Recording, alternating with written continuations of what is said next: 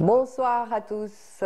Nous poursuivons bien sûr notre fil rouge en direct du studio 7 de la télévision algérienne pour célébrer ensemble le 71e anniversaire du déclenchement de notre belle et glorieuse révolution. Nous vous proposons tout de suite, dans un instant, la diffusion d'un film documentaire autour du révolutionnaire Ben Nasser Ben Chohra, le marin du désert, un film documentaire signé par notre ami journaliste et réalisateur aujourd'hui, Hamid Rbouh, qui est parmi nous. Bonsoir Hamid. Bonsoir Boulia, merci pour l'invitation, c'est toujours un plaisir de partager.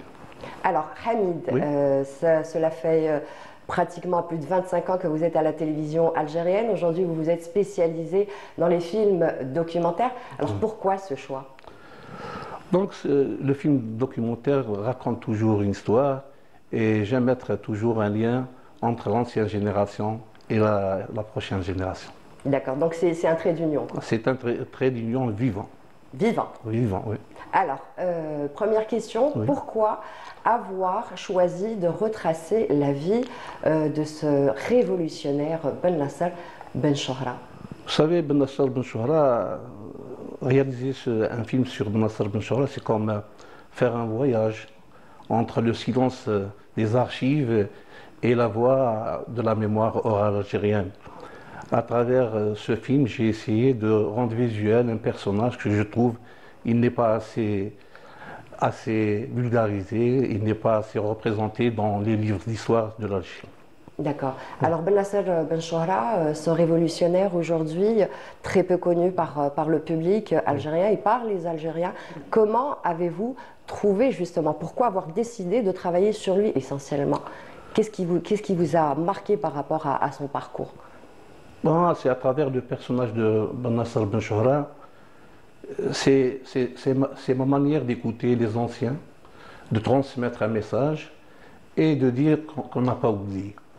Que vous n'avez pas oublié, Voilà. qui est essentiel de le présenter, de le mettre en avant. Voilà. Très bien.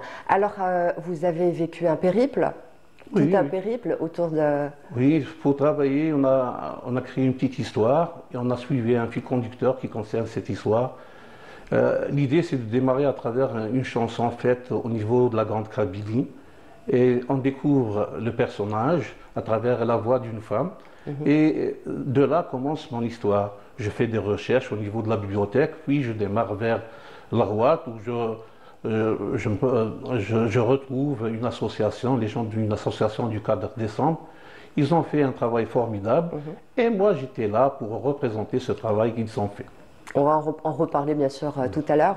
Mais pour le moment, est-ce que vous pouvez nous proposer le pitch de ce film documentaire? Bon, Ben Nasser Ben Chohra, c'est un voyageur. Voilà, c'est un voyageur. Il aime voyager, il a aidé presque toutes les révolutions au niveau du Sahara, Tétri, à l'est, à l'ouest. Il a tracé quand même les frontières de notre Algérie. Et c'est à travers son assistance qu'on a pu avoir des gens comme El Kebrouti, comme Tahar Ben Sherif, comme Ben Lekhel, comme Bouchoucha. Et à travers le film, on va voir, après le film, vous allez comprendre que c'est un homme qui a énormément travaillé pour la cause algérienne. Et pour la révolution. Et pour la révolution. Alors, sans plus tarder, Hamid Rbouh, on regarde le film. Donc, je vous propose tout de suite de regarder le film documentaire signé Hamid Rbouh, Ben Nasser Ben Chohra, Le marin du désert. le marin du désert. On regarde.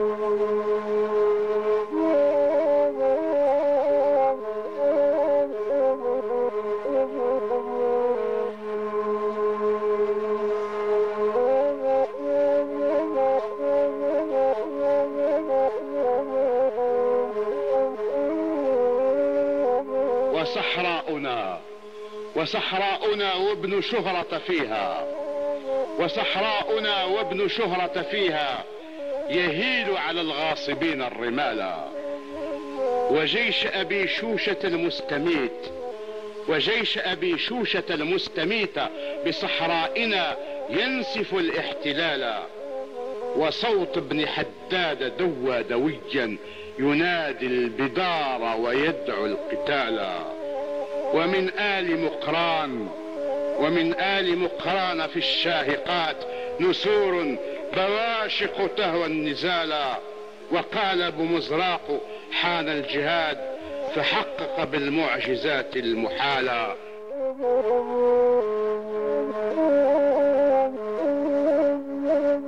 أقليت درت نفس سعيد يتباحت تجورومي إنك هضر دوينك تمنور بفهمك ماك من أبوي غالباري ترو يما دير لك كان في كي درت أيلي تعقد ما دوش وردي ورتقات فاطمة يونو ودي نهضر يضلي نعوه ديقات يموت أنا جهد سنور يغدي نعوه ديقات يموت أنا مرات كمزن كنتي نعوه ديقات يموت أنا زيرتي دنحلي.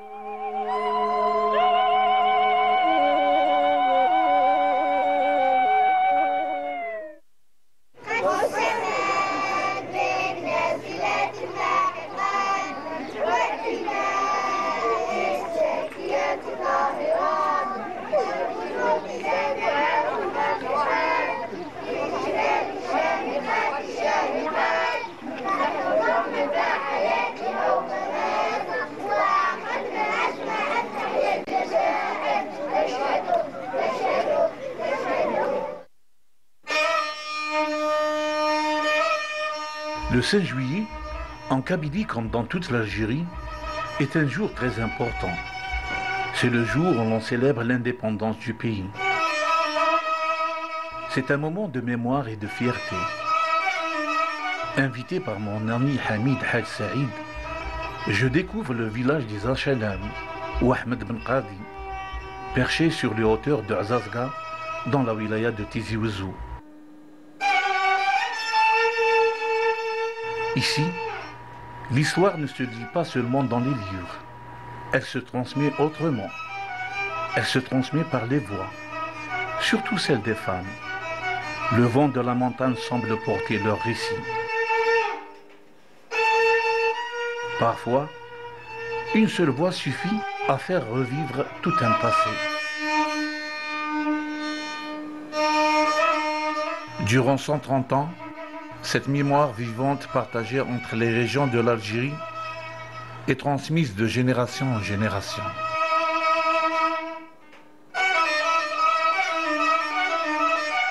Ce village est suspendu entre ciel et terre, enraciné dans la montagne et dans l'histoire.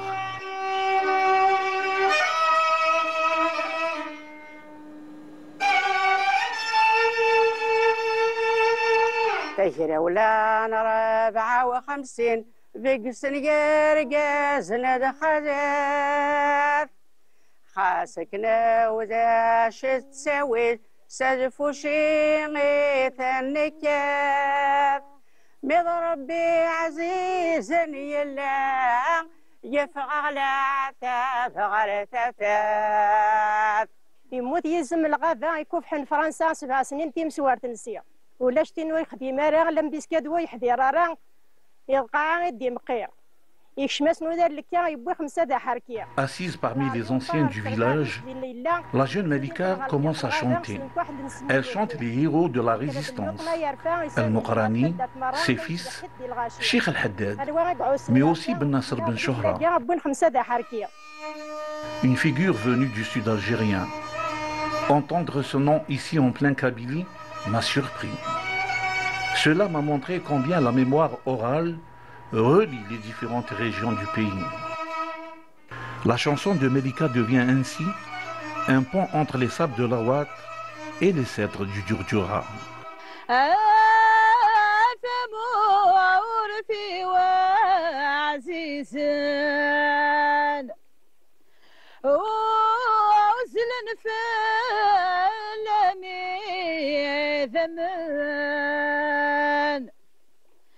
موثن فلم يزن شيخ حداد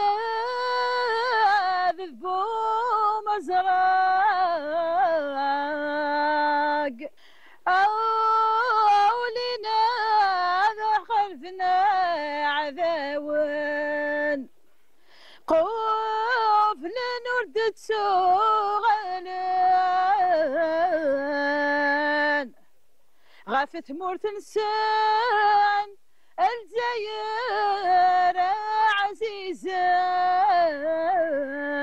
عزيزان ساق ثرر الصحراء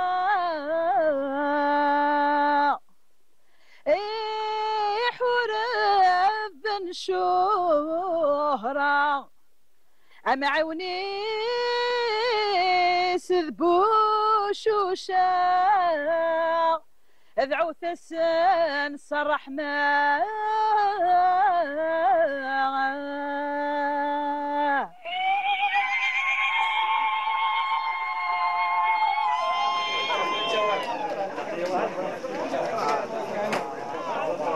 En écoutant ces femmes, en parlant aux anciens, on comprend que l'histoire peut aussi exister autrement. Elle peut être orale, pleine de poésie, de douleur, de courage, mais surtout de solidarité. السلام عليكم مازلت الاول زقلي ما السلام صمتوثني دي بنا شويقني فيون وريفوليسيونيون غيريه اسمي بن نصر بن شهره وقيت على غواطي اسمي ديالو حرت موت القبائل نتا اكسر ولا نتا هو شولت المقراني ار تونس كل شيء بدا 1830. C'est par la mer que le danger est arrivé. Autrefois symbole de vie et d'échange, la mer devient, en 1830, le point d'entrée d'une conquête brutale. Cette année-là, les navires français envahissent les côtes algériennes. Alger tombe. C'est le début d'une longue période de souffrance pour le peuple algérien. Face à la résistance des habitants du Tel et des montagnes, l'armée française réagit avec violence. Les opérations militaires deviennent de véritables campagnes de terreur. L'un des moments les plus tragiques de cette histoire se déroule à Larouat en 1852.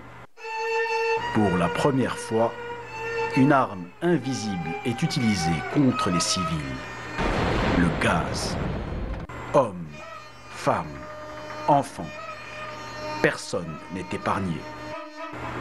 Des milliers de morts, un véritable massacre. Malgré cette violence, le peuple algérien continue à croire en la liberté, une lumière qui brille même dans les moments les plus sombres, une lumière qui ne s'éteindra jamais.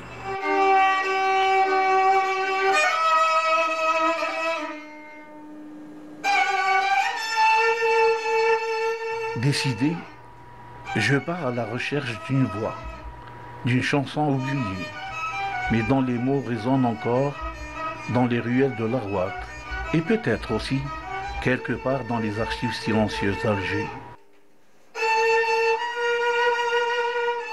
La Bibliothèque nationale devient mon premier point de passage. C'est ici que commence mon enquête.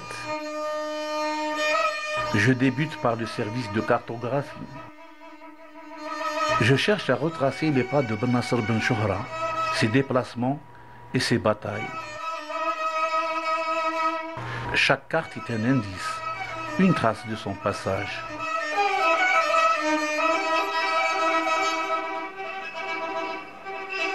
Au service audio, j'écoute de vieux enregistrements, des témoignages anciens, des chants presque effacés. Peut-être y trouverai-je un fragment de mémoire, un chant de combat ou de deuil.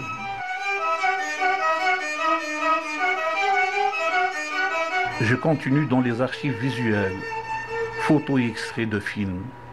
Je cherche un visage, un regard, un signe de ceux qui ont résisté. Puis viennent les livres, les revues, les bulletins d'époque, page après page, je tente de combler les silences de l'histoire. Touché par cette figure, je sais que je dois quitter les murs calmes de la bibliothèque.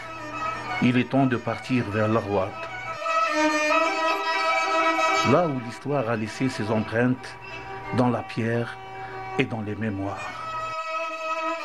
À l'Arwat, la mémoire ne se lit pas dans les livres. Elle se trouve dans les visages, dans les voix, dans les gestes du quotidien. Ici, j'ai tendu l'oreille à ces voix, simples, sincères, remplies d'émotions. J'ai écouté les voix de ceux qui font tout pour que l'histoire ne soit jamais oubliée. Pour le Hajj Lakhtar Noureddin, membre actif de l'association du 4 décembre 1852, une date marquée par la douleur, protéger la mémoire, c'est une forme de résistance. Transmettre l'histoire, c'est continuer le combat. L'Arwat n'est pas une ville comme les autres. Ici reposent 2 générations de martyrs, dans 2 cimetières différents. 2 lieux, 2 époques, mais une seule lutte pour la liberté. Je continue mon voyage vers la ville de Ben Chouhra. Là, je m'arrête devant la vieille mosquée, El Masjid Al-Atiq. Ses murs ont vieilli, mais la lumière est restée.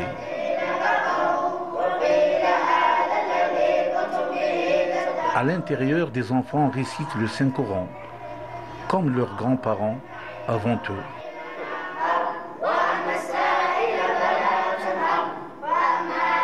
Sous un vieil arbre, on me raconte que Ben Chouhra s'asseyait souvent ici, en silence, pour réciter le Saint-Coran. L'arbre est toujours là, immobile, mais chargé de mémoire.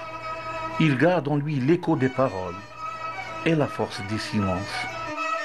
Et moi, simple témoin de passage, je comprends enfin, l'histoire n'est pas seulement derrière nous, elle est là, présente et vivante.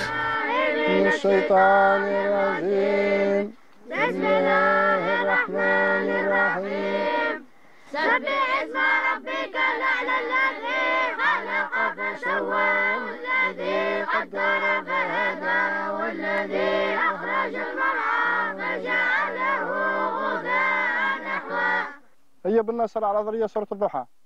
بسم الله الرحمن الرحيم والضحى والليل إذا سجى ما ودعك ربك وما قلى وللآخرة خير لك من الأولى. بارك الله فيكم. Le colonialisme français, dès le départ, c'est-à-dire dès 1830, s'est astreint à faire ou à constituer une histoire propre à lui. Il s'est astreint également à détruire tous les centres culturels qui existaient à cette époque-là, y compris les zaouïas, les écoles, etc. Et plus grave que ça, comme la culture était transmise par voie orale, il a interdit, et c'est Bugeaud qui l'a fait en 1841, il a interdit même les troubadours de passer dans les marchés, les souks, et qui racontaient un peu l'histoire de ce pays-là et ce qui se passait. Donc ce qui fait qu'il nous a privés pratiquement de la transmission de tous les faits qui se sont déroulés à cette époque-là à travers le pays. الحديث عن المقاومات الكبرى التي جرت في الجزائر منذ احتلال فرنسا للجزائر في 1830 وإلى غاية عشرينات القرن الماضي عددها المؤرخون بأنها 46 مقاومة من المقاومات الكبرى. من بين هذه المقاومات المقاومة التي قادها الأمير عبد القادر والذي استعاد تأسيس الدولة الوطنية الجزائرية من جديد، وهذا لمدة 2 ونصف. والأمير عبد القادر كان له بعد وطني إذا عين 8 من خلفائه في مختلف أنحاء الوطن شرقا وغربا شمالا وجنوبا. ومن بين خلفائه قدور بن عبد الباقي الذي ينتمي إلى الأغواط. إذا نتحدث على مقاومة الأغواط نتحدث عن واحد من كبار المقاومين، الناصر بن شهرة. À la lisière du désert, l'Arwat est un lieu de passage, de rencontre, mais aussi une terre de résistance. C'est ici qu'en 1804 naît Ben Nasser Ben Chouhra, un homme façonné par le vent sec et la dureté des terres sahariennes. Ben Nasser Ben Chouhra est né en 1804. Il est né à Mekarek. Mekarek, c'est un lieu-dit qui se situe à 10 km au sud de la Gouate. Il est né dans une tribu nomade, dans la fraction des Ouled Issa Ben Ali, qui était le noyau de commandement de la tribu des Ma'amra, parce que la fraction des Ouled Issa Ben Ali fait partie des Ma'amra. Avant lui, Ben Nasser Ben Chouhra, son père était le chef des Ma'amra. C'était un homme de lignée de nomades, d'hommes libres, attachés à leur terre, attachés à leur foi, que ni le colonialisme ni quoi que ce soit n'ont pu leur ravir.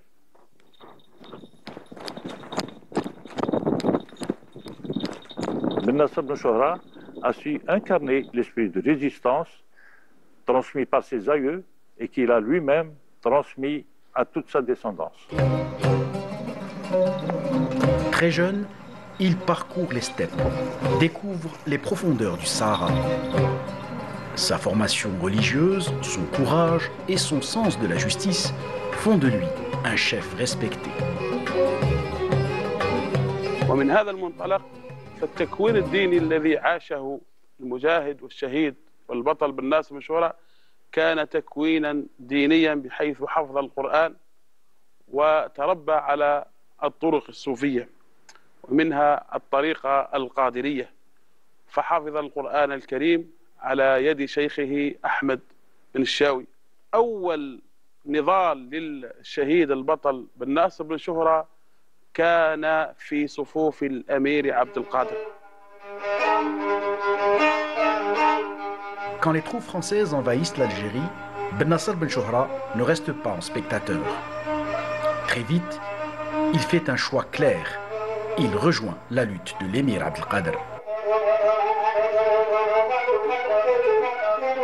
ربما يعتقد الكثيرون على أنه مقاومة ابن ناصر بن شهرة قد بدأت سنة 1851، لكن الرجل بدأ في مقاومته للاحتلال الفرنسي منذ سنة 1838 عندما احتك أو تواصل مع الأمير عبد القادر. فرنسا قد أرسلت حملة عسكرية بقيادة الجنرال ماريمونج منذ سنة 1844. هذه الحملة العسكرية من المدية انطلقت من مدينة المدية إلى مدينة الأغواط، وخلال هذه الرحلة الاستكشافية كان الجنرال ماريمونج يرسم خرائط الطريق، الخرائط الطبوغرافية، ويكتب التقارير المفصلة عن كل ما رآه وما شاهده طيلة مساره نحو مدينة الأغواط. إذا منذ سنة 1844 فرنسا فعلا عزمت على احتلال مدينة الأغواط. Ben Chouhra se heurte à un officier français. Ce face-à-face marque un tournant. C'est le début de son engagement actif contre la colonisation. في نهاية المطاف تحدث ما يسمى بحادثة بوغار الشهيرة يوم 5 سبتمبر 1851. في سبتمبر 1851 يبعثوا له واحد المبعوث اللي هو كابيتان رقيب اللي يقولوا له كاروس. كاروس هذا جاه رفقة مجموعة من العسكريين في المكان اللي كانوا يصيفوا فيه الأرباع بقيادة بن ناصر بن شهرة. كانوا يطلعوا للشمال يقودوا القبائل تاع الأرباع باش يروحوا في الفترة الصيفية يعني يتحصلوا على المواد اللي كانت المواد الفلاحية اللي كانت موجودة في الشمال. فتصادف أنه الملازم كاروس هذا الضابط الفرنسي قد زار قبيلة الأرباع في بوغار في المدية، والتقى ابن ناصر بن شهرة في محاولة ربما أخيرة من أجل الاستحواذ على هذه القبيلة. كاروس هذا مبعوث من طرف الحاكم تاع المدية، يعرض على بن ناصر بن شهرة أنه يعطوا له السلطة الحكم في منطقة الأغواط وما جاورها، وأنه يجي في صف الفرنسيين. الفرنسيين اغتالوا أحمد بن سالم كأنهم يحضروا في بن ناصر بن شهرة لأن يستلم الحكم. فكانت في نبرة هذا الملازم كاروس نبرة، يعني نبرة تهديد هذه المرة، على أنه لو لم تستسلم هذه القبيلة لفرنسا فإن فرنسا ستدمر هذه القبيلة مثل ما دمرت القبائل الكبرى الموجودة في الجزائر آنذاك. لكن رد فعل ابن ناصر بن شهرة هذه المرة كان فعلا ردا وطنيا مشرفا، ردا عنيفا على هذا الضابط الفرنسي الذي جرده هو وجنوده الصباحية 30 من ملابسهم وأسلحتهم، وبعث معهم برسالة إلى من أرسلهم بأن ابن ناصر بن شهرة لن يتعامل مطلقا وابتداء من هذا التاريخ مع السلطات الفرنسية.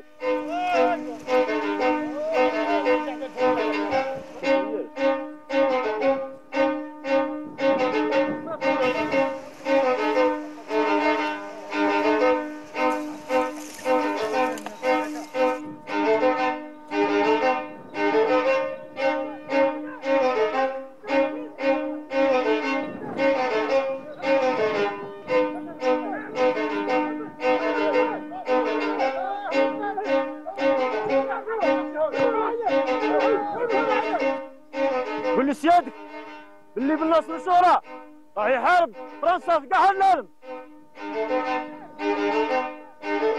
وبن ناصر بن شهرة بعد هذه الواقعة انتقل إلى الأغواط، وانتقل منها إلى قصر الحيران ثم إلى ورقلة، أين اتصل بمحمد بن عبد الله اللي كان يوجد آنذاك، كان يوجد في مقاومة كبيرة اللي انطلقت في التحضير لمقاومة الأغواط اللي كانت في ديسمبر 1852. إما لا التحضير لها كان في هذه الفترة ما بين سبتمبر 51 إلى غاية صائفة 52، أين جاء محمد بن عبد الله وبن ناصر بن شهرة، التقوا في قصر الحيران وبداوا يحضروا للدخول إلى الأغواط والتحصن بها وتحضير المقاومة النهائية ضد المحتل. فرنسا بناء على التقرير الذي أعده الجنرال ماريمونج منذ سنة 1844 ذكر فيه على أن مدينة الأغواط تقع في موقع استراتيجي مهم جدا، وأن السيطرة على هذه المدينة يمكن فرنسا من السيطرة على كل تقريبا، لأنه عندما نتكلم عن الأغواط شرقا غربا جنوبا وشمالا مسافات تبدو 400 كيلومتر في كل الاتجاهات. إذن عندما تسيطر فرنسا على مدينة الأغواط فهي تسيطر على حيز جغرافي واسع يمكنها من خلاله مراقبة كل القبائل المتواجدة في المنطقة. تقول النظريات الاستراتيجية التي درست موقع مدينة الأغواط أنه من خلالها يمكن السيطرة حتى على كل الصحراء الجزائرية، بل أكثر من ذلك يمكن السيطرة حتى على أواسط إفريقيا. En 1851, la menace se rapproche. Les habitants de l'Agwatt prennent une décision forte. Ils envoient une délégation pour demander à Ben Chouhra et à d'autres chefs influents de venir défendre leur ville. Un appel à la résistance. إذن فالرباعي هذا بن ناصر بن شهرة، محمد بن عبد الله، تلي بن لكحل، ومعهم حاكم الأغواط يحيى بن معمر، هم اللي شكلوا القيادة الرباعية لمقاومة الأغواط.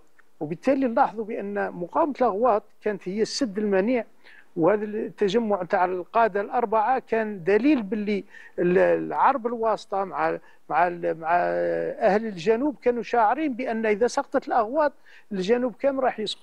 بن ناصر بن شهرة والقادة اللي كانوا معاه أبانوا على قوة كبيرة، على استراتيجية كبيرة، على تخطيط كبير اللي أبهر الفرنسيين. الفرنسيين كان عندهم أكثر من 3 ولا 4 ولا 5 مدافع كانوا يدكوا في الأسوار تاع المدينة، بينما المجاهدين تاعنا كان عندهم مدفع من مخلفات الأمير عبد القادر، وكان عندهم مدفع آخر يقولوا أنه مسمينه مدفع بوشريط، يعني صنع محلي.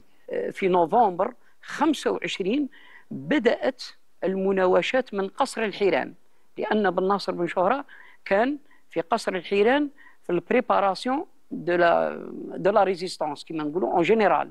بن ناصر بن شهرة هنا حضر روحه في شهر نوفمبر، شهر نوفمبر لو 21 entre le 21 et le 25 بدات المناوشات سي اكوتي دو لا فيل.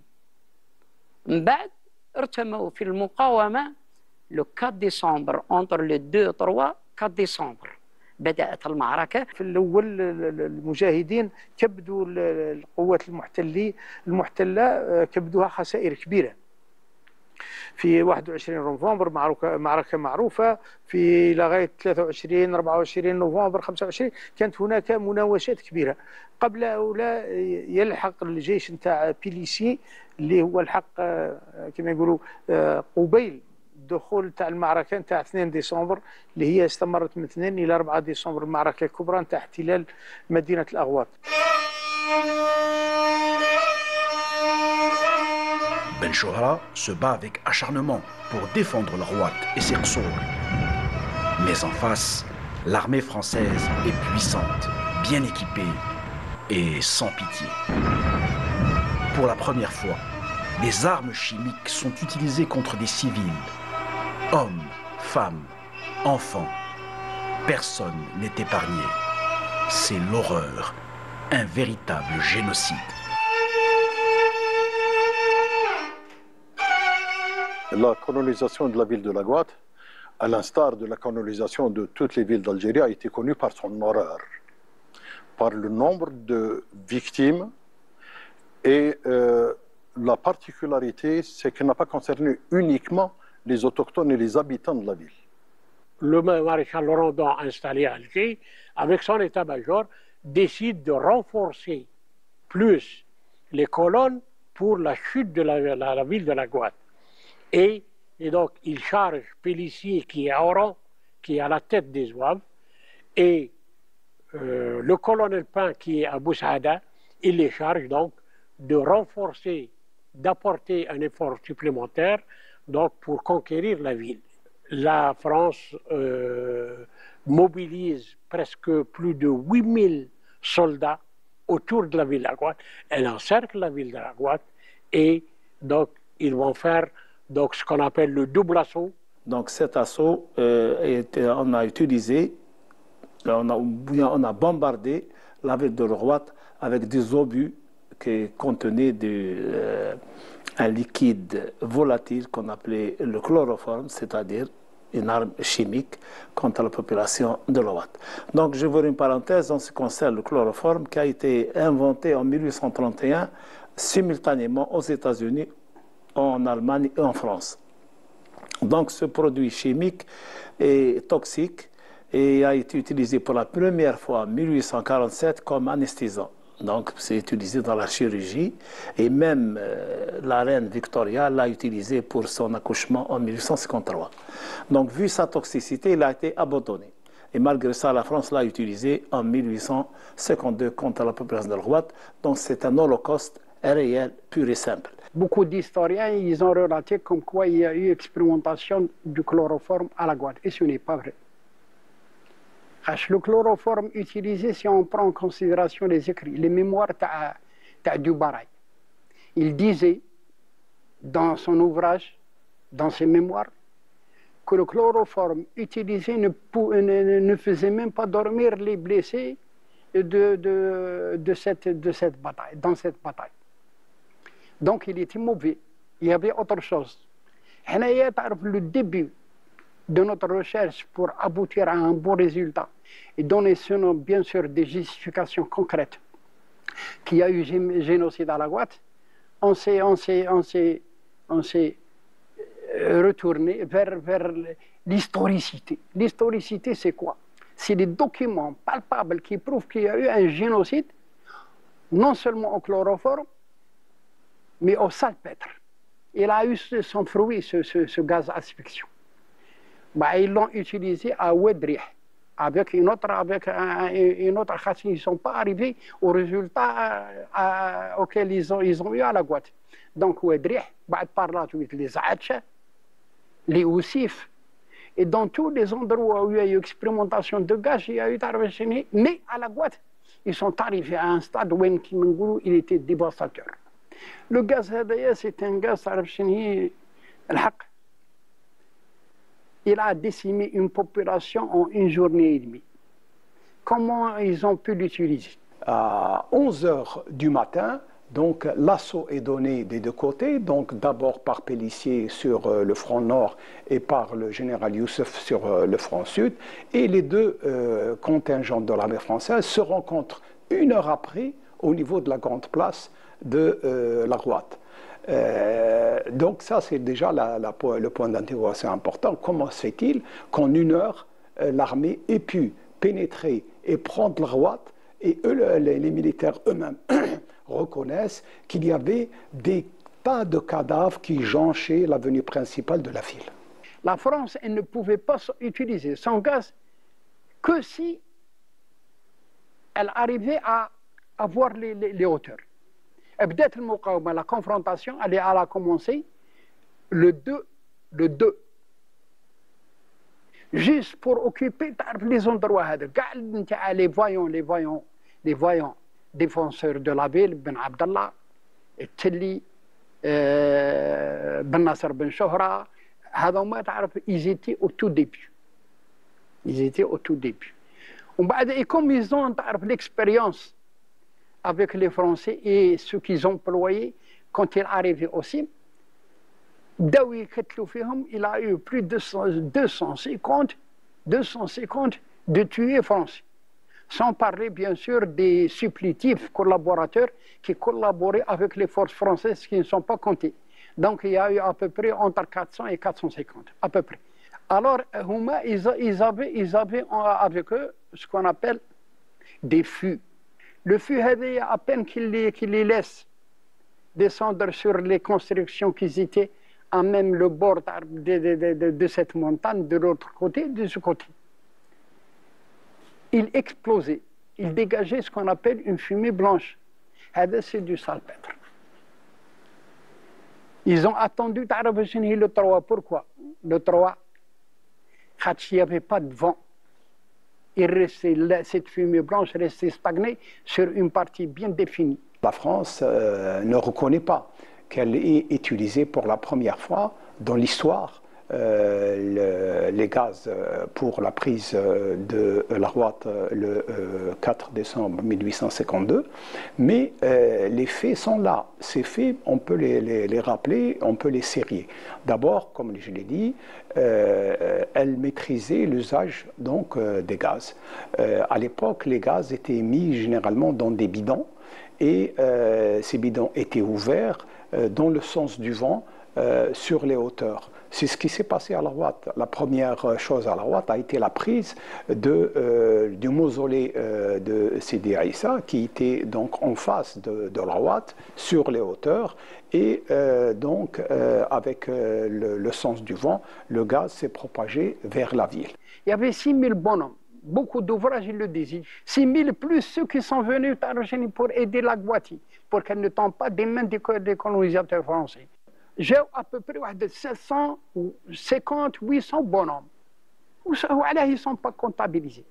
Parce que la France n'a pas voulu donner le nombre exact de tués à la Guadeloupe. La grande majorité de la population, enfants, femmes, combattants, ont été tués par ces gaz-là, mais également des animaux, puisque les différents écrits de cette époque-là, y compris celle du capitaine Payne, qui a été responsable du contingent qui est resté à la Rouate à cette époque-là, signalent la disparition de tous les animaux qui existaient à cette époque-là.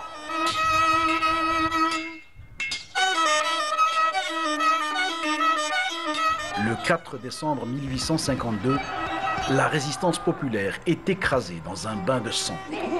Des milliers de shahids tombent. La ville est dévastée.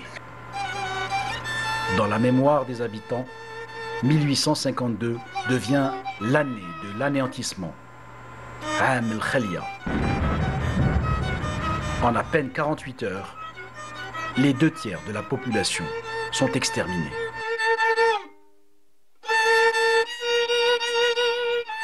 بيليسي أعطى العنان، يعني أطلق العنان لقواته من أجل إبادة الكثير من السكان، وتم رمي الكثير أكثر من 256 جثة في الآبار التي كانت متواجدة في المدينة. Dans un seul puits, ils ont comblé 256 cadavres. Un seul puits. Alors imagine, quand tu as par exemple des palmeries, des propriétaires qui occupaient presque là-bas, il y avait 58 000 palmiers. Donc 58 000, 631 à peu près propriétaires. Dans chaque propriété au jardin, il y avait un puits. Ils ont comblé presque tous les puits. Les 2/3 de la population vont être massacrés à l'intérieur de la ville. Donc, et le commandant Pain lui-même raconte d'une manière atroce qu'à un moment donné, il n'arrivait pas à ensevelir les morts qu'il avait tués. في الكتاب par exemple تاع الاخر لوي بلون، وفي الكتاب تاع لوفراج تاع مينيا page 64 page 64 et 62. Il faut les lire pour comprendre. Et ثاني واسمه قال لك la rue Flatters. La rue Flatters تعرف شنو elle est dans le sud de la Guadeloupe. هي يسموها الشطيط. قال لك les corps, ils étaient empilés couche par couche. Et comment ils ont pu pour les tuer? Comment ça se fait? On arrive à tuer des gens, on va être qui tombent une couche sur une autre. Donc ils ont été asphyxiés. Le rapport rédigé par Pélissier, transmis à Rondon, puis par la suite transmis à Napoléon Bonaparte. Napoléon Bonaparte, l'investiture تاعو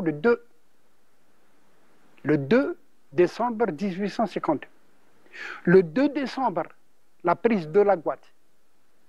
Le 2 décembre, la libération de l'émir Abdelkader des prisons françaises. 3 dates. وعلاه هما يجوا sur l'anachronisme. L'anachronisme مش معناه يبدل تاريخ بتاريخ. Le 8 mai 45 في الجزائر. Le 8 mai 45, l'armistice fait les Champs-Élysées. D'un côté, ils commémoraient la libération de la France, de l'autre côté, ils tuent.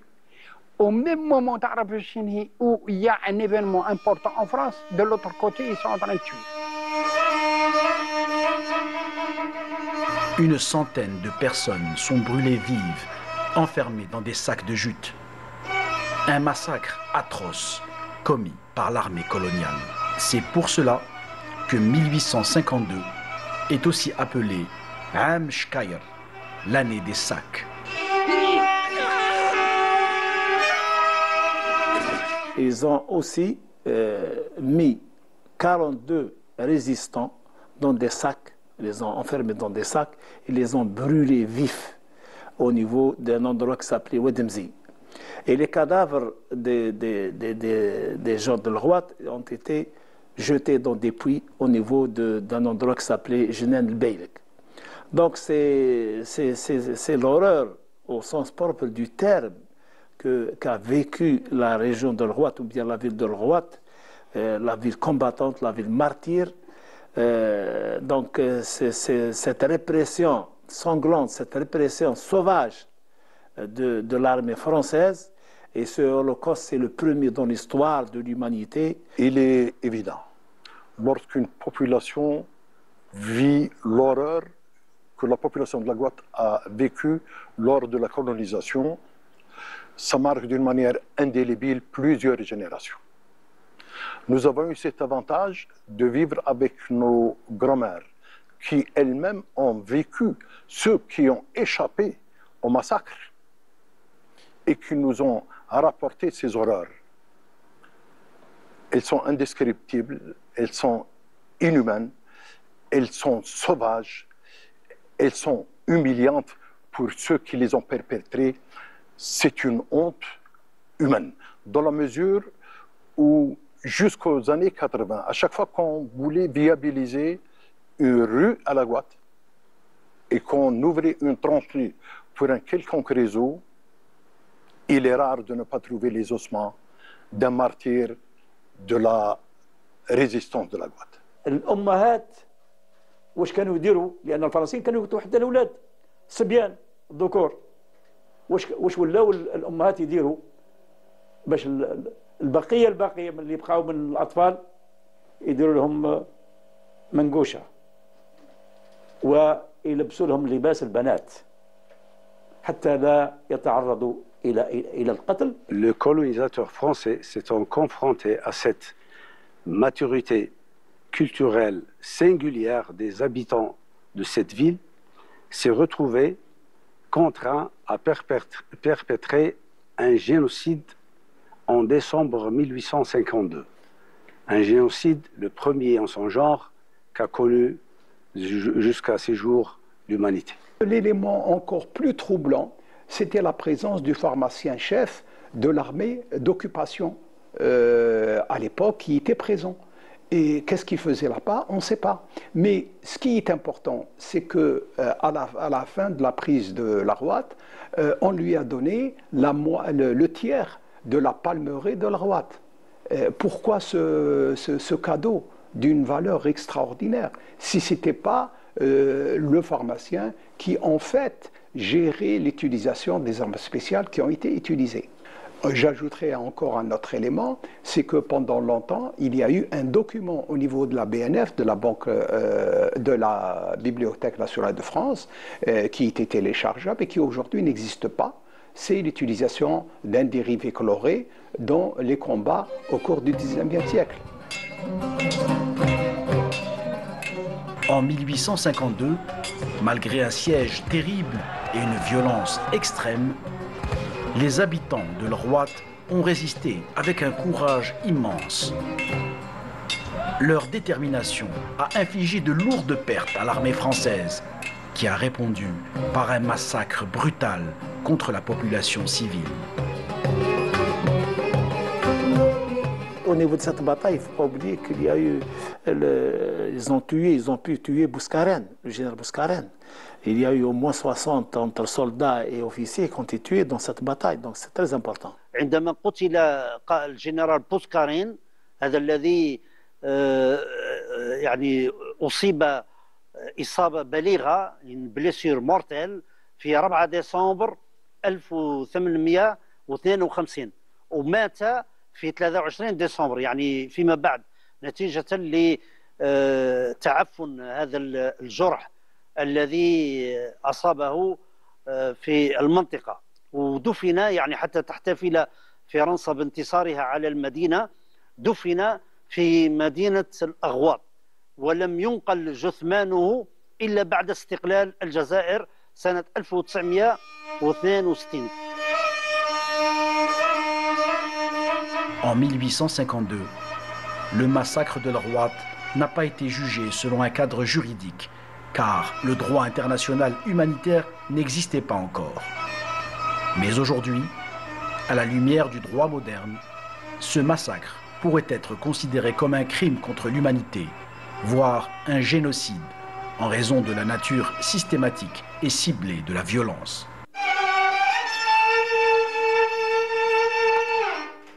French aggression against Algeria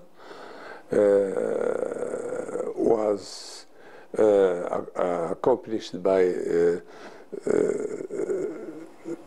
so many atrocities, so many crimes from the beginning. We saw so many tribes disappeared and disseminated, such as Al-Aufiyya, the east of Algiers. About 12,000 were killed. And as well we have the tribe of Nisbeh in the west of Shlef as well, disseminated by Cavignac. And we have Larouat by General Pellissier, General Youssef. So at the time there was no conventions, international conventions. Il n'y a pas de convention internationale concernant l'utilisation de gaz. Mais il y a dans le coutume international, droit international, conventionnel et custom international law. The use of gas is forbidden because it doesn't differentiate between civilians and military targets. So it's widespread killing.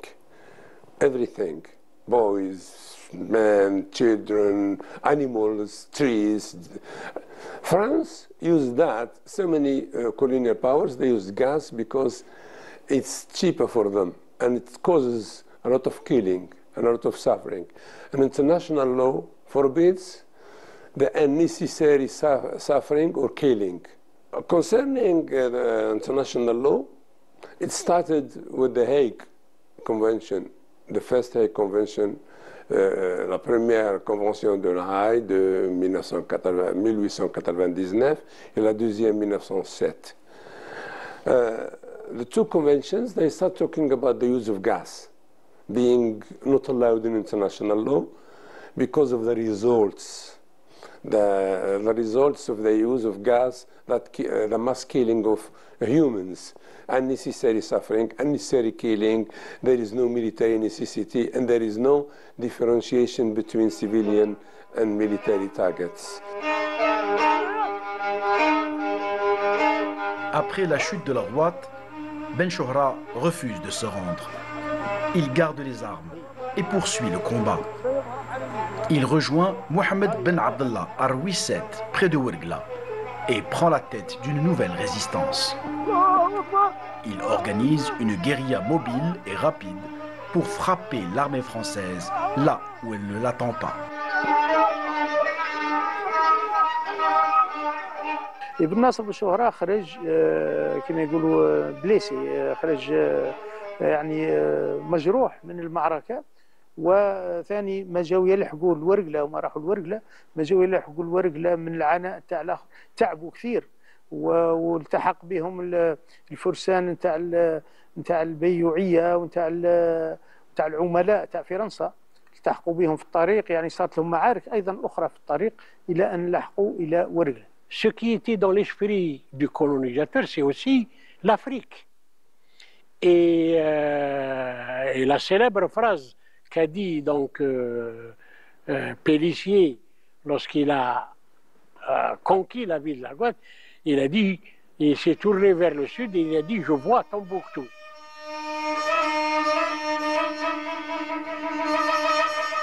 Les officiers français surnomment Ben Chohra le marin du désert.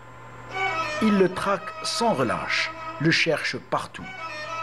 Mais à chaque fois, il frappe vite, puis disparaît. L'ère des insurrections n'est pas encore close. Ben Nasser par là, Ben Chohra là-bas. Et cela fait 7 ans. 7 ans que cet homme nous échappe. 7 ans que son nom sème la peur dans nos colonnes. La population lui font acte d'allégeance. Je voudrais bien savoir, monsieur, comment est-ce possible? Mon général, Ben Chohra ne combat pas comme un soldat ordinaire. Il frappe, puis il disparaît. Il n'a ni base fixe, ni code, et puis il s'appuie sur des réseaux tribaux, des zaouïas, des bergers. Il est insaisissable. C'est plus qu'un rebelle. Il incarne même la révolte. Et puis, tant qu'il respire, la soumission est impossible. C'est un homme, pas un dieu, un homme comme vous et moi. Sauf qu'il ne cherche pas la gloire, il refuse les honneurs. Et c'est précisément cela qui le rend si puissant. Chaque fois qu'on ne le trouve pas, sa gloire grandit. Il lit les montagnes comme nous lisons les cartes. Connaît chaque gorge, chaque puits, chaque vent. Il a le temps pour lui. Et nous sommes ici que de passage, mon général. Sa présence menaçante aux portes du désert ne cesse de se faire sentir, mon général. Et les rapports qui me parviennent font état de troubles dans beaucoup de douars aux portes du désert. Il faut frapper dur, mon général. Être sans pitié avec les tribus qui l'encouragent. Monsieur, je vous ai écouté. Je suis fatigué d'écouter. Je ne permettrai pas qu'une poignée de Bédouins arrête un empire. Je veux que ces révoltes soient écrasées. Cette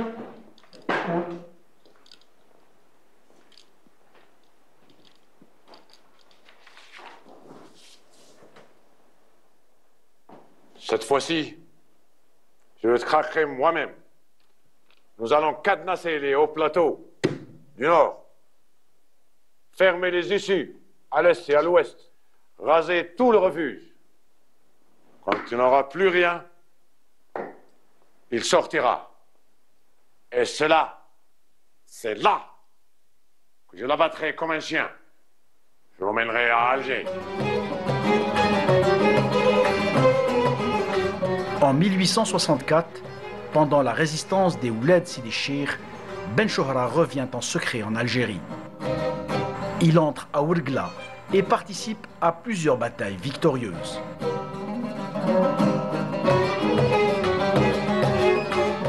في هذيك الفترة من 1854 إلى غاية 1864 شارك بن ناصر بن شهرة في المقاومة الكبيرة في هذيك المناطق، واتصل بولاد سيد الشيخ في المقاومة نتاعهم تاع 1864 كما هو معلوم. ف يعني الشيء المميز في شخصية بن ناصر بن شهرة أنه كان لا يبحث عن القيادة، فكان كل مقاومة تنطلق ولو يقودوها شباب يعني تاع ذاك الوقت هو يندمج داخل هذيك المقاومة، وبالتالي شارك في مقاومة ولاد سيد الشيخ في 1864، شارك في مقاومة 1871 مع يعني محي الدين بن الأمير عبد القادر. في نضال بن ناصر بن شهرة تاريخيا نقول بأن بن ناصر بن شهرة شارك في عدة مقاومات، ليست مقاومة بن ناصر بن شهرة الوحيدة في مدينة الأغواط المعروفة بعام الخلية، ولا كما نقول لجينوسيد الإبادة الجماعية لسكان مدينة الأغواط.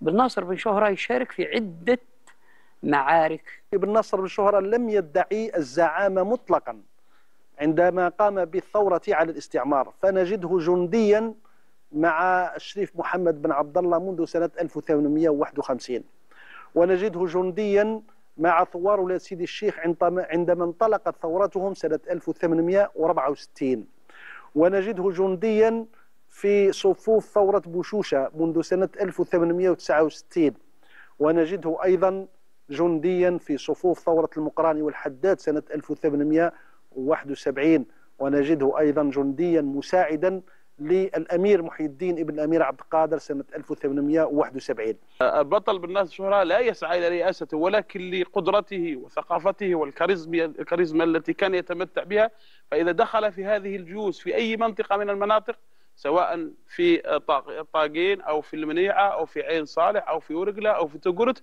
كلما جاء وجدوا فيه تلك الروح القيادية فقدموه وجعلوه هو الرئيس.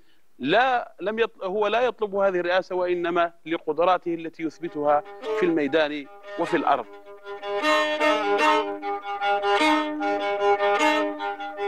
En 1871, Ben Chouhra soutient la grande révolte menée par Cheikh El-Mokrani et Cheikh El-Haddad. Il mène des actions dans le Sahara oriental pour aider la Kabylie assiégée.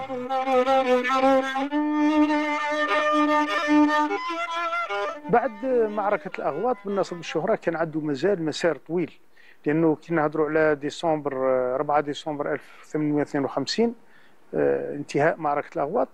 من 1852 إلى غاية 1875 تاريخ مغادرته أراضي تونس إلى الشام، يعني كانت باقية سنوات طويلة، يعني حوالي 23 سنة. هذيك 23 سنة قضاها في صحراء الجزائر الكبيرة، ما بين ورقلة ما بين تقرت ما بين وصل إلى غاية، يعني المؤرخين يكتبوا شيء عجيب، يوصل إلى غاية بشار، القنادسة، الزاوية نتاع كرزاز، يعني مناطق بعيدة جدا. تقول كيفاش وصل لها إلى غاية عين صالح. يعني كل هذا كان يعني امتداد مقاومة بن ناصر بن شهرة. والمؤرخين وش يقولوا؟ يقول لك أنه الجنرالات الفرنسيين يقولوا أننا وجدنا فيه الملاح الحقيقي للصحراء.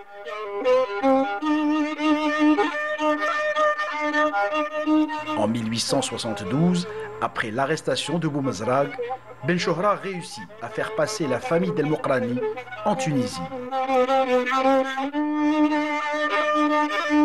والمشاركة الكبيرة في أن بعد سقوط ولا بعد انتهاء مقاومة المقراني والحداد، العائلات نتاعهم والبقية المتبقية من جيش المقراني والحداد هو الذي أدخلهم إلى الجنوب التونسي ومنعهم كما نقولوا حنايا من البطش نتاع الفرنسيين بعد القضاء على المقاومة نتاع المقراني والحداد.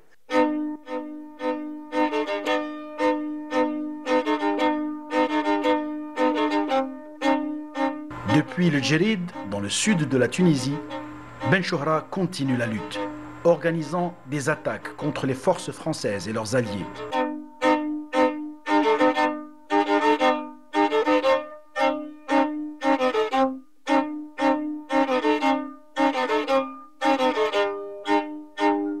هنا نفتح قوسي نقول إذا كان الدم بين أبناء الشعبين الشقيقين الجزائري والتونسي اختلط في 58 في ساقية سيدي يوسف، واختلط قبل ذلك في مقاومة الإخوة التونسيين اللي شاركوهم بعض الجزائريين، فالدم هذا اختلط أكثر من مرة، ويكفي أنه الجزائريين شاركوهم إخوانهم التونسيين في المقاومة اللي قادها البطلان الجزائريان محمد الكبلوتي من سوق هراس من شرق الجزائر، والناصر بن شهرة من جنوب الجزائر من الأواط.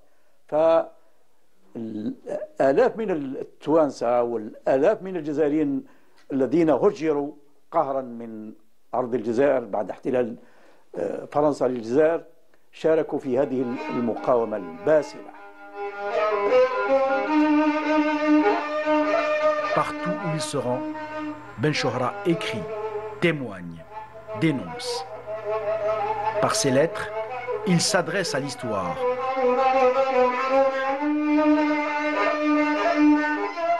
عندما نتكلم عن مقاومة ابن ناصر بن شهرة لابد أن نقول أنها المقاومة كانت مقاومة وطنية شاملة لعدة أسباب. أولا لأن هذه المقاومة كانت الأطول من حيث المدة الزمنية. إذا افترضنا على أنه هذا الرجل بدأ في مقارعة الاستعمار الفرنسي منذ سنة 1838 ولم يستسلم إلا بعدما نفته تونس من أراضيها سنة 1875، فالمدة الزمنية ناهزت 40 سنة.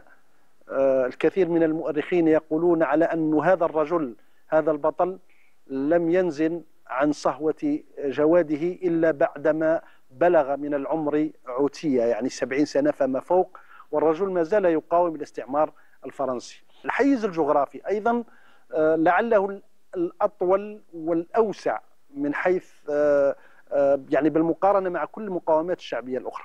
فمقاومة ابن ناصر بن شهرة بدايتها كانت منطقة بوغار في المدية في شمالا، وأقصى اتساعها للجنوب كانت عين صالح، ثم من الناحية الشرقية الحدود التونسية وإلى ما بعد حتى داخل تونس.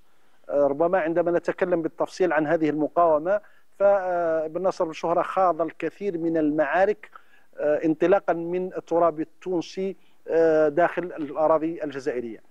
ثم من الحدود الغربية فابن ناصر بن شهرة قد وصل إلى مدينة فيقيق. إذن عندما نتكلم عن الحيز الجغرافي لمقاومة ابن ناصر بن شهرة نجد فعلا على أن هذا الحيز الجغرافي يعتبر الأوسع من بين كل المقاومات الوطنية.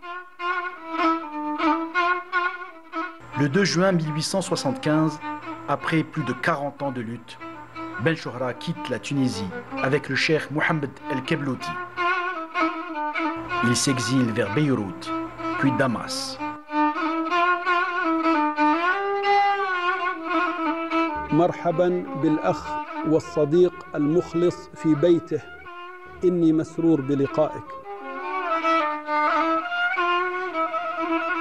À Damas, Ben Chohra retrouve l'émir Abdelkader. C'est là qu'il meurt en 1884, loin de l'Orwat, loin de l'Algérie, mais il meurt en homme libre.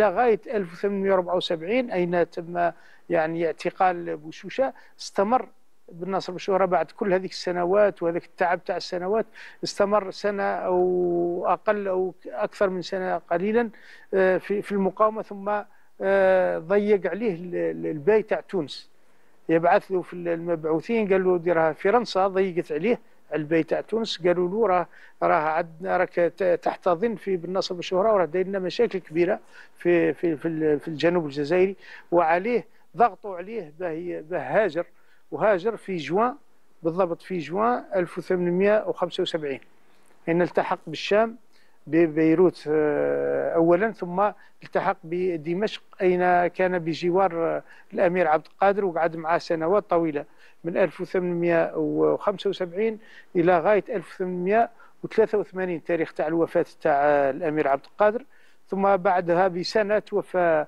ابن ناصر بن شهرة في 1884.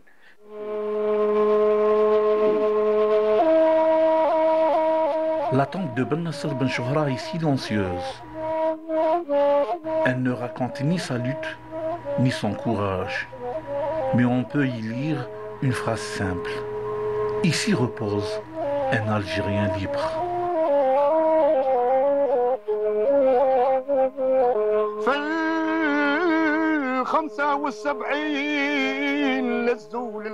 Aujourd'hui, peu connaissent son nom, mais son passage a laissé une trace profonde, celle d'un homme libre.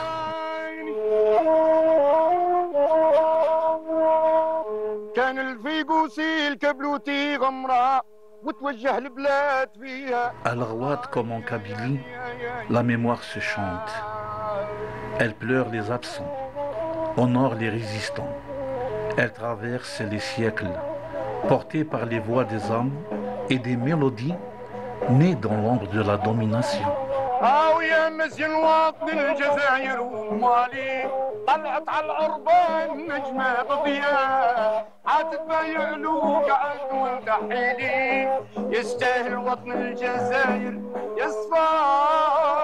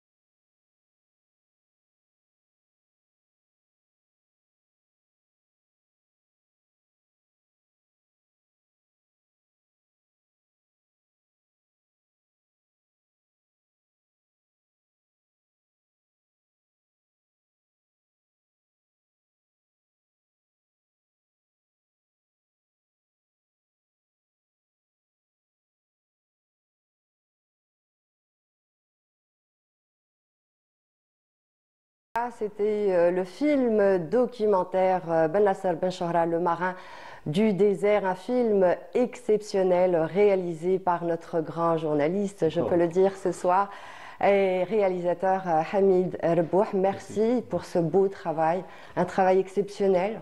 Non, il faudrait remercier un groupe parce que j'étais pas le seul. Il y avait en image M. Koreichi, il a fait un excellent travail. Il y avait aussi Meshnak pour le son et Morad Besh pour le son. Il y avait un travail exceptionnel sur l'image de synthèse par Toufiq Mohamed. Il y avait au montage Miliani. Et bien sûr notre ami Halim Yahish qui nous a prêté sa voix pour compléter ce travail. Nous saluons exceptionnellement, bien sûr, ce soir l'ensemble de ces équipes, nos équipes techniques et bien sûr nos journalistes qui ont travaillé sur ça avec Halim Yahish aux commentaires. Alors racontez-nous un peu ce film, l'histoire de ce film. On parlait tout à l'heure de commencement, il y a eu un fil conducteur. Et ce fil conducteur, c'est vous qui l'avez décidé, c'est vous qui l'avez choisi. On parle de la chanson? Oui, avant de parler de la chanson, j'aimerais bien parler, puisqu'en fait, le 1er novembre, j'aimerais bien parler des générations. Ça veut dire le travail effectué par chaque génération. Vous savez, en 1830, ça fait à peu près 2 siècles. Donc, si on parle de 1830, on va parler de 2 siècles. C'est-à-dire, on va parler de 5 générations. Donc, la première génération, elle a subi, elle a fait face au terrorisme du colonialisme. Donc, ce colonisateur a essayé d'effacer, et il a imposé sa langue, sa culture et son mode de vie. Donc il a essayé d'effacer notre culture locale. Il a brûlé nos livres, les bibliothèques, des milliers, voire des millions de livres. Il a effacé la mémoire. Voilà, il a effacé. Il a même interdit aux troubadours de chanter l'histoire de l'Algérie. On l'a vu dans le documentaire. Il a utilisé ce qu'il avait entre les mains. La famine, il a utilisé la famine, le massacre, il a brûlé des villages, il a même utilisé le gaz. Et surtout en 1958, il a utilisé les nouvelles technologies, si on parle de radio et télévision, en 1958. Ça veut dire qu'il a utilisé tous les atouts qu'il avait entre les mains. Nous avons notre cas de deuxième génération, c'est à partir de 1930, et la troisième et la quatrième qui a réussi, après un travail énorme, à faire la plus belle des révolutions. Donc, dans notre révolution, on peut trouver le martyr. Le couple martyr. Si on parle de Rfes et de Zarqawi Annaba, on peut trouver le génie martyr. Si on parle de Ihdaden, le génie du nucléaire, on peut pas parler de la famille martyr. On a le village martyr et avec la Rawat, on a la wilaya martyr. Donc on a tout. Voilà. Donc la quatrième génération a réussi à décoloniser nos terres du colonisateur français. Elle a réussi à décoloniser nos terres de la présence française militaire. Et nous appartenons, aujourd'hui, nous appartenons à cette cinquième génération. Nous avons le devoir de continuer leur travail, c'est-à-dire de décoloniser les esprits de la présence coloniale. Voilà, justement, de transmettre cette mémoire à la nouvelle génération, via bien sûr des films documentaires tels que signés aujourd'hui par vous-même. Et c'est le premier du genre. C'est le premier du genre. Il y a eu on a essayé de retracer l'histoire de Benasser Benchoura et à part Benasser Benchoura, il y a beaucoup de personnalités dans le sud. On peut trouver Tellib Lekhal, Sherif. Il y a énormément de martyrs qu'on ne connaît pas. Non, c'est des hommes qui se sont révoltés contre la présence française. Et chacun d'eux mérite un film à part. C'est une autre histoire. Chacun d'eux représente un morceau de notre cher pays. C'est-à-dire on peut trouver Sherif Ben Ahmed à Tougourt, Bouchoucha à Djilfa, on peut trouver Oulassidi Chir à l'ouest, Kebrouti à l'est, les autres au Tétri. Donc chacun d'eux raconte sa propre histoire. D'accord. Alors on va quand même revenir sur l'initiale. On parlait d'un chouiq, qui est passé dans le film documentaire. On va regarder le petit extrait et on revient. La chanson de Melika devient ainsi un pont entre les sables de l'Awat et les cèdres du Djurdjura.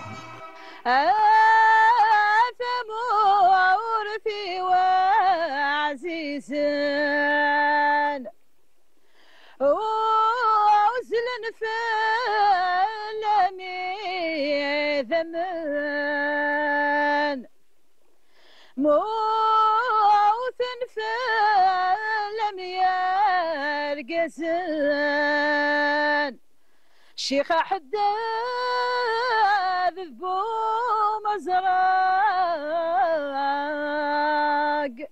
أولينا ذا خلفنا عذاون قوف لنردد سوغلان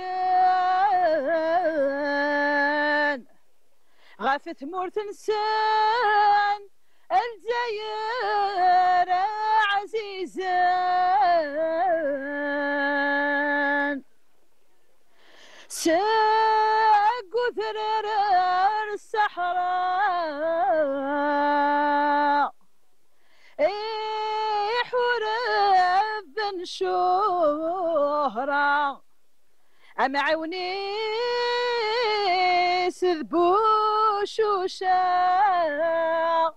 ادعو ثسن الرحمن.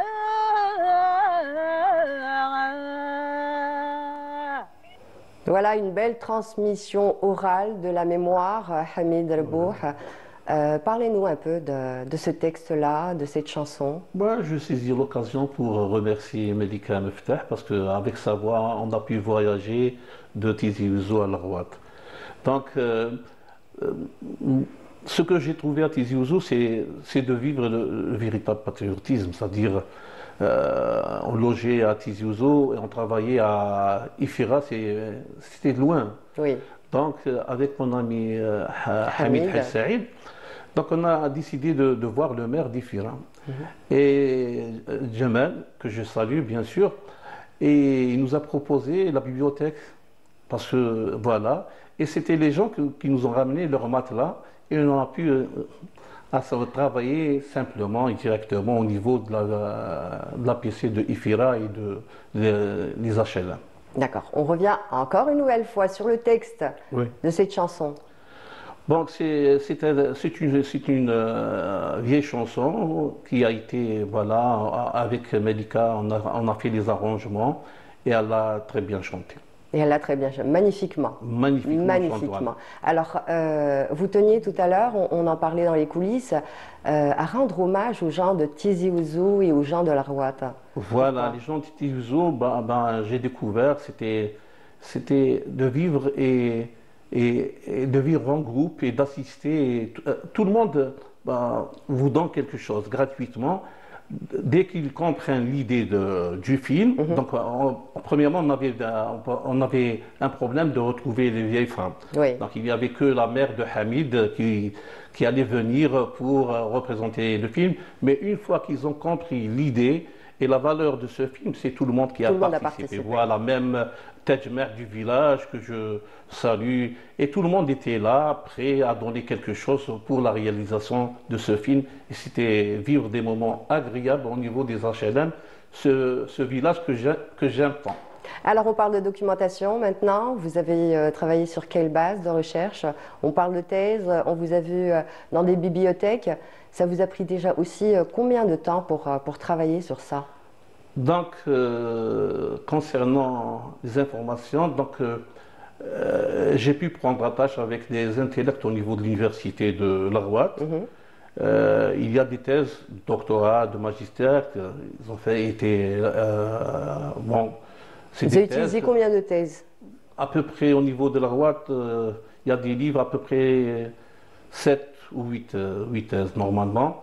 Il y a d'autres thèses au niveau de Beni Messous, au niveau de Djelfa, l'université de Djelfa, au niveau de l'université de Tlemcen, qu'on a pu voir. Autour de Ben Nasser Ben Chouhra. Autour de Ben Nasser Ben Chouhra, voilà. Très bien. Alors, il y a une question. Il y a Ben Nasser Ben Chouhra, Ben Farhat. Ben Farhat. Donc, il faut continuer son nom. Le nom complet. Le nom complet. Il représente les Ben Chouhra, il représente aussi les Ben Farhat. D'accord. Justement, la question se posait par rapport à ça, je vous l'avais posée bien avant ça. Où est le prénom, où est le nom? Donc, Ben Nasser, normalement, c'est le prénom. Voilà, Ben Chouhra, c'est le nom connu. Voilà. D'accord, très bien. Alors, on parle encore une fois de travail. Le travail a été conséquent. Ça vous a pris combien de temps pour faire ce film-là? Malheureusement, on nous a donné 3 mois pour préparer le film.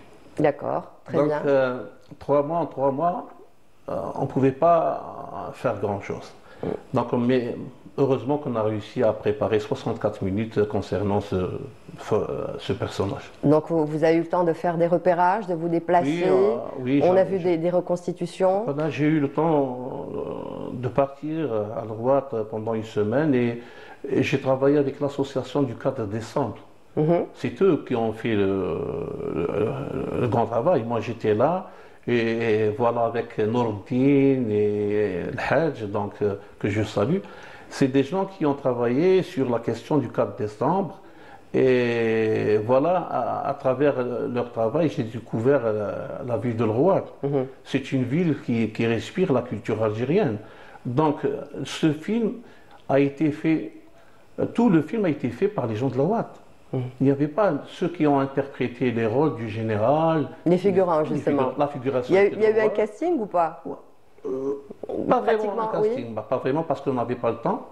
Donc, la musique. C'est un jeune créateur de l'Rouad. La musique. Qui a proposé la musique du film. Il a proposé sa musique et elle est là, elle est présente. Il vivait avec nous les moments de Benasser Ben Chouhra. Donc le site où on a tourné, c'est Qasr al-Hiran. C'est à peu près une trentaine de kilomètres de l'Rouad. Mais c'est aussi. C'est tout le monde qui a participé à la réalisation de ce film au niveau de la ville de l'Rouad. D'accord. Vous avez rencontré aussi les descendants de la famille de Benasser Ben Chouhra? Oui, j'ai rencontré Bachir Ben Chouhra et Farhat Haj al-Khdar qui fait partie du groupe de l'association du 4 décembre. Et c'est avec cette association qu'on a préparé, qu'on a fait un programme de travail pour toucher tout le monde. Voilà. Même les chercheurs et les universitaires, ils sont tous de l'Rouad. Alors vous avez interviewé combien de personnes en tout? À peu près une dizaine. À peu près une dizaine. Une dizaine, voilà, de profs d'université, de chercheurs, d'écrivains et autres. Alors, technique de travail, on va parler un peu de l'IA, là, l'utilisation de l'intelligence artificielle. On vous a vu justement représenter Benasser Ben Chouhra comme c'est pratiquement l'image de l'émir Abdelkader. On le voit c'est un cavalier barbu. Est-ce qu'il est comme ça? Est-ce qu'aujourd'hui, nous avons un portrait réel de Benasser Ben Chouhra ou pas? Bon, normalement, les Petits ont réussi à faire un terme où ils ont utilisé une image de Benasser Ben Chouhra, mais c'est une image qui n'est pas à 100%. C'est-à-dire, ils ont fait des recherches, ils ont vu que Benasser Ben Chouhra ressemblait à cette figure-là. À cette figure-là, à l'émir Abdelkader? Benasser Ben Chouhra ressemblait, ils ont donné un croquis pour une personne. Voilà. D'accord. Et par rapport à vous, là, pourquoi avoir choisi... J'ai laissé Benasser Ben Chouhra sans image. Ça veut dire... Très bien. On ne peut pas connaître, mais chacun voit Benasser Ben Chouhra comme il le conçoit. D'accord, donc il n'est pas comme ça, réellement. Non, il n'est pas comme ça. Donc, à la base, chacun, il le voit comme il veut. Ça veut dire, Benasser Ben Chouhra, c'est quelqu'un qui a travaillé pour l'Algérie, il a travaillé pour le Rouad, il a travaillé pour la liberté des peuples. Donc chacun le voit comme il veut. Comme il l'entend. Voilà, comme il l'entend. Voilà. Donc c'est juste vraiment un moment de fiction qui a été créé. C'est une image. Voilà. Créé par vous-même. Voilà. Donc, mais à la base, c'était un rouquin. Oui, on dit que c'était un rouquin, mais c'est ce qu'on dit. C'est ce qu'on dit. Alors, la Rouad avait un emplacement stratégique, bien sûr, géographiquement. On regarde tout de suite un extrait où les chercheurs que vous avez interviewés en parlent. On regarde. بناء على التقرير الذي أعده الجنرال ماريمونج منذ سنة 1844 ذكر فيه على أن مدينة الأغواط تقع في موقع استراتيجي مهم جدا، وأن السيطرة على هذه المدينة يمكن فرنسا من السيطرة على كل تقريبا، لأنه عندما نتكلم عن الأغواط شرقا غربا جنوبا وشمالا مسافات تبدو 400 كيلومتر في كل الاتجاهات. إذن عندما تسيطر فرنسا على مدينة الأغواط فهي تسيطر على حيز جغرافي واسع يمكنها من خلاله مراقبة كل القبائل المتواجدة في المنطقة. تقول النظريات الاستراتيجية التي درست موقع مدينة الأغواط أنه من خلالها يمكن السيطرة حتى على كل الصحراء الجزائرية، بل أكثر من ذلك يمكن السيطرة حتى على أواسط إفريقيا. En 1851, la menace se rapproche. Les habitants de l'Arouat prennent une décision forte. Ils envoient une délégation pour demander à Benchoura et à d'autres chefs influents de venir défendre leur ville. Un appel à la résistance. إذن فالرباعي هذا بن ناصر بن شهرة محمد بن عبد الله تلي بن لكحل ومعهم حاكم الأغواط يحيى بن معمر هما اللي شكلوا القيادة الرباعية لمقاومة الأغواط. وبالتالي نلاحظوا بأن مقاومة الأغواط كانت هي السد المنيع، وهذا التجمع تاع القادة الأربعة كان دليل باللي العرب الواسطة مع أهل الجنوب كانوا شاعرين بأن إذا سقطت الأغواط الجنوب كامل راح يسقط. Voilà, donc l'emplacement stratégique, bien sûr, de la ville de la Rouat à Hamid Rebouh. Oui. Oui. Avant de commencer, j'ai oublié de remercier le directeur du théâtre de la Rouat, parce qu'il nous a prêté l'édifice pour qu'on fasse notre travail. D'accord. Par rapport aux entretiens, aux interviews. Voilà. Donc on parlait d'emplacement stratégique. Oui, la Rouat occupe une place privilégiée pour partir vers le sud ou partir vers l'Afrique. Qui avait été déterminé bien sûr par le colonisateur, qui n'a pas hésité à se dire si on ne détruit pas la Rouat maintenant, si on ne le fait pas maintenant, on aura... C'est une série. Il a commencé par des Aratcha en 1949. Oui. Il a ensuite effectué en seconde avec le Rouati pour descendre vers l'Afrique, tout le monde le sait. Mais voilà. Mais voilà, heureusement que nos résistants étaient là. Alors on revient sur cet énorme travail technique qui a été fait. Par rapport à l'intelligence artificielle, vous avez utilisé énormément d'images de synthèse. Le récit a été écrit par vous-même, par l'infographiste. Comment ça s'est passé? On a travaillé ensemble, c'est-à-dire est-ce que c'est possible de recréer ces essais? Moi j'ai fait un petit scénario, je lui ai donné, il a fait une étude. Il a proposé des images, moi j'accepte, je n'accepte pas. Le travail se faisait comment? Via téléphone, sur place, ensemble, le choix, les couleurs? Il proposait, il y avait une étude sémiologique sur l'image. Est-ce qu'elle va plaire au public algérien? Non, oui. Est-ce qu'elle va toucher la sensibilité des Algériens? Oui, non. Surtout l'affaire de l'Khalia et des sacs, voilà. Quand on a brûlé vif plus de 40 personnes. Dans les sacs de jute, il fallait choisir les ombres. Voilà. C'est important ça. Bien sûr, et ça joue un rôle. Voilà. Ça joue un rôle. On ne pouvait pas le faire directement. On allait le faire directement mais on a tourné au mois d'août et faire du feu au niveau des plaines, c'était un peu risqué. Il fait chaud en plus. Il faisait chaud. Il faisait chaud. Oui. Alors, vous avez combien d'heures de rush en tout? Bon, les gens parlaient à peu près 8 heures. 8 heures de rush. 8 heures de rush. C'est pas rien. Après un travail minutieux, on a pu avoir à peu près une trentaine de minutes de rush. De rush. Voilà. Donc ça a pris combien de temps pour déterminer cette partie-là? On a fait un montage à peu près d'1 mois. Un mois, hein. Un mois de travail. Un mois de montage, voilà. De montage et avec l'opération. Avec Meliani, bien sûr. Avec Haj Meliani, qu'on salue bien sûr ce soir, et l'ensemble bien sûr des gens qui ont travaillé dans ce film documentaire à Hamid Rebouh. Alors aujourd'hui, vous êtes spécialisé dans les films documentaires. Vous en avez fait énormément et tellement. On va reprendre quelques films, bien sûr, pour vous rendre hommage aussi ce soir. Alors, concernant l'histoire et la mémoire, il y en a eu sur Nasser à l'ombre du silence. On a Nos anges gardiens, il y a eu un travail sur plus de 60 gardiens, c'est pas rien, avec 4 parties. C'est essentiel de revenir comme ça sur la mémoire, retracer cette histoire-là. Bien sûr, moi avec Nasser à l'ombre du silence, j'ai travaillé pour la femme algérienne. Parce que je vois qu'il y a à peu près, chaque année, on cite que peu de femmes, 4 à 5 noms de femmes. Il y a d'autres femmes qui ont travaillé pour la cause algérienne qui restent anonymes. Nos femmes résistantes. Voilà, nos femmes résistantes, c'est pour ça que j'ai mis l'ombre du silence. Oui. C'est-à-dire pourquoi elles restent dans l'ombre. Il faut les montrer, il faut qu'elles parlent. Voilà, il fallait la mettre elles ont fait quelque chose, il faut montrer, c'est tout. Donc pour et nos anges gardiens, il y a aussi le foot qui est très important. Vous aimez ça, Hamid Rebouh? Le mouvement associatif, voilà, il a aussi fait quelque chose pour la cause algérienne et nos anges gardiens, c'est un statut que je donne aux gardiens de l'équipe nationale. Il y en a tellement, plus d'une soixantaine, j'ai pu travailler avec 64. Vous avez fait aussi l'équipe du FLN. Hein. Voilà, le 11 de l'indépendance. Le 11 de l'indépendance. C'est comment l'équipe de ALN, FLN a été créée. Voilà. Mais pour les anges gardiens, chaque année on perd un gardien, c'est terrible de ne pas avoir son image. Merci à vous en tout cas, merci infiniment. Hein. On vous remercie pour ce précieux travail que vous nous avez proposé aujourd'hui lors de ce fil rouge, Hamid Rebouh. Alors, est-ce que vous avez d'autres projets en vue, encore une fois, concernant l'histoire? Inch'Allah. Oui. Inch'Allah. Vous continuez? Oui, bien sûr. On poursuit, bien sûr. Inch'Allah. Très bien. Alors, merci Hamid Rebouh d'avoir participé à ce fil rouge. Merci à vous, chers téléspectateurs, de nous avoir suivis. Restez parmi nous, bien sûr.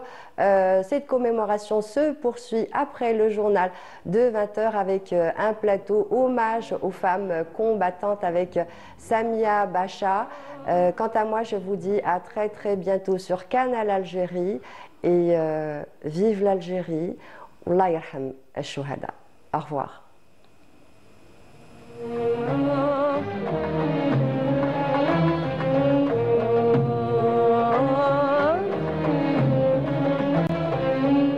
عيد الكرامة والفداية